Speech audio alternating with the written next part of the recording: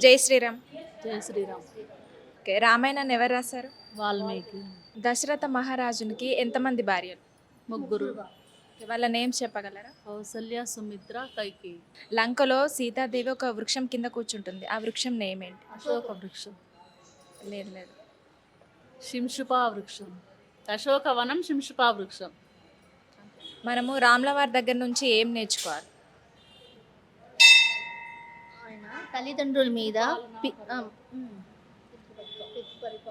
పె- ఏకపత్ని వ్రతుడు, తర్వాత ధర్మ పరిపాలకుడు, తన తమ్ముళ్ళని అని ఎలా చూసేవాడు, అలానే ఉండేవాళ్ళు.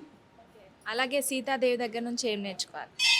సీతా సీతాదేవి దగ్గర నుంచి ఆమె మహాప్రతివ్రత, ఆయన రాముల వారిని తప్ప ఇంకొకరిని అనుకునేవాళ్ళు. తన మరుదులు కూడా తన బిడ్డలాగా అలా ఉండేది. అత్తమామలతో చాలా బాగా ఉండేది ఆమె. రామాయణంలో మంచి విషయాలు తెలుసుకోవాల్సినవి చాలా ఉన్నాయి కాబట్టి చదివినా ఒకసారి తెలుసుకున్నా కొన్ని విషయాలు నేర్చుకోగలుగుతారు కదా.